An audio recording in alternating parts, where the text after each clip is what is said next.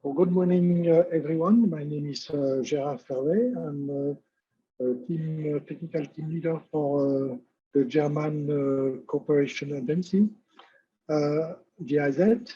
I would like to talk to you about a project of enhancement of local production of COVID-19 relevant items in the Southern African Development Community region.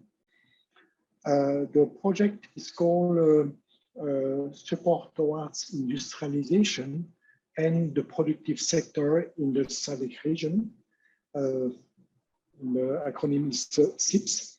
And the project is funded by the German Cooperation, by the European Union, and implemented by the German Cooperation Agency.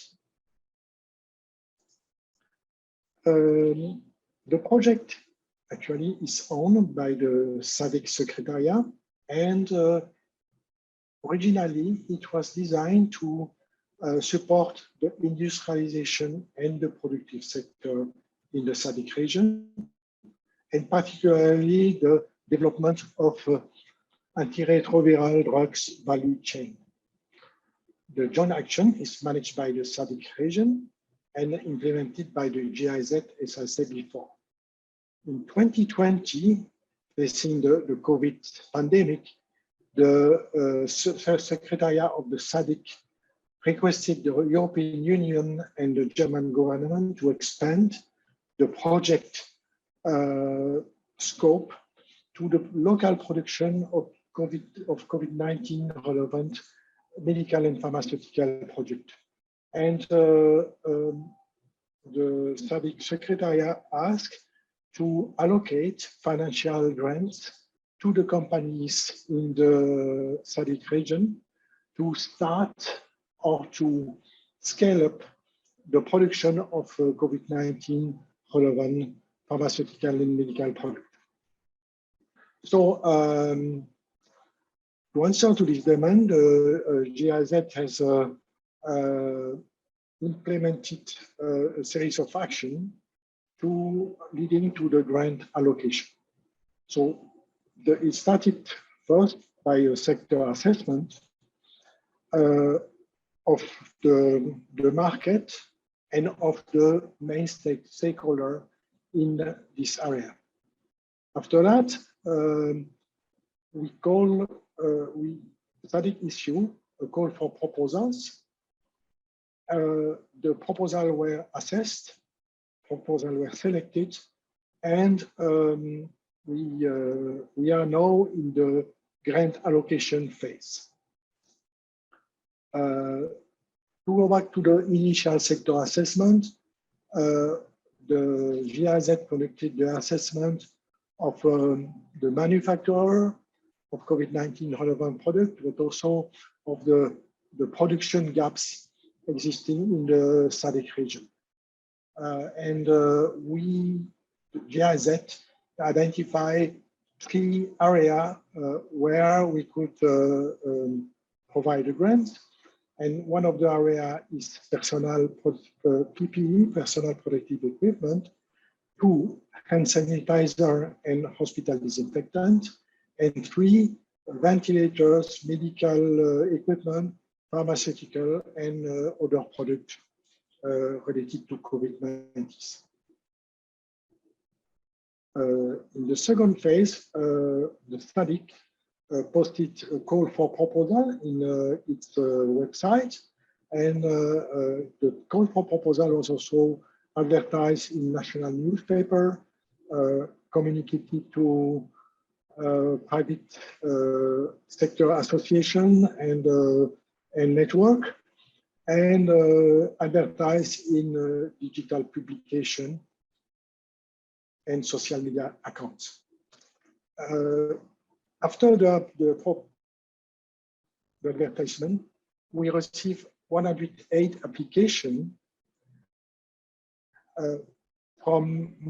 mainly from Zimbabwe, from South Africa, from Malawi and Botswana, a little bit less from French-speaking Southern Africa, Madagascar, and the Democratic of Congo, A little bit from the Portuguese-speaking countries like Angola or Mozambique.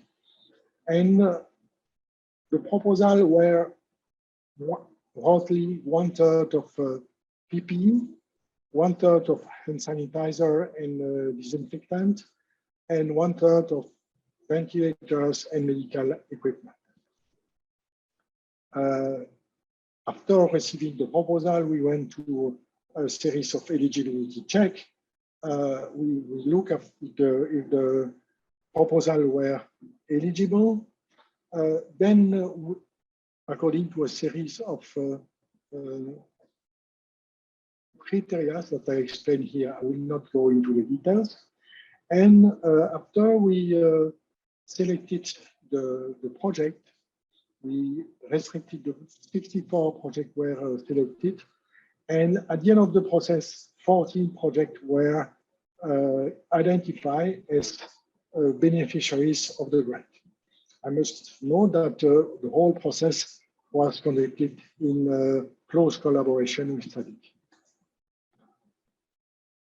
At the end of the process, as I say, 11 private sector companies, 1 state-owned enterprise, and 2 universities have benefited for a grant ranging from 50,000 euro to 200,000 euro. On average, the size of the grant is 100,000 euros. The companies are originated from South Africa, Tanzania, Zimbabwe, Malawi, Botswana, 1 company from Mauritius, and 1 company from Mozambique.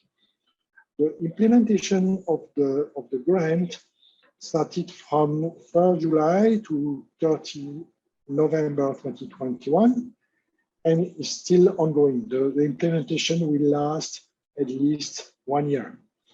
And the grant will be used principally to provide equipment, to buy raw materials, and to pay salaries, and to pay costs related to the product registration, because it's very important for the companies, particularly for those producing new products, to have those products registered by the National Certification Agency, and therefore being able to export to other countries. We are monitoring closely the implementation of the grant, and particularly their impact on the production capacity, their impact on the innovation production technique in the companies, the impact on the price, the selling price of the product, the impact on the employment, the impact of exportation, regional trade, and the impact of the company's competitiveness. It's a long process. The process started last year in 2020, in June last year. The first companies signed the grant agreements in June 2021, and they are being implemented now. There's some challenges that we note is that the companies, for example, have problems to purchase the raw materials. They have also problems to purchase the equipment, and it takes time to install the equipment and to install the new production line, or to increase the capacity because also of the COVID. It takes time to move the machinery and the equipment from one country to another. It takes time to import the raw material. Those are the problems of the companies. But at the same time, some companies are faster than the other, and the production. But now we are also in the process of monitoring to what extent the company will boost their sales and their exportation to the other countries. while we are monitoring, we are already thinking about the follow-up, and the follow-up is a second call for proposal. So we would like this time support the production of COVID-19 vaccination related equipment. We are not going to support the vaccine production, but we are going to support the production of syringe, the production of needles, the production of equipment related to the cold chain, and also support the production of equipment and product related to COVID-19 patient management, such as oxygen, dexamethasone, rapid tests.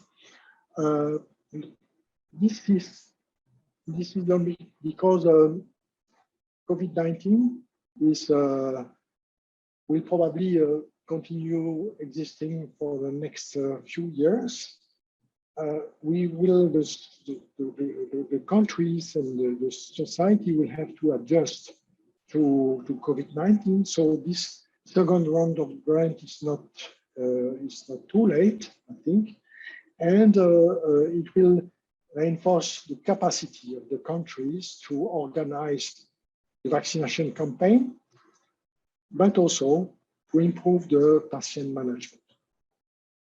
The second call for proposal is will take place in January 2022, so quite soon. I invite you to be vigilant and to see if when the call for proposal will be advertised, and we encourage all companies in the region to submit a proposal for the grant to improve their production capacity and to improve their competitiveness in the region. Thank you very much.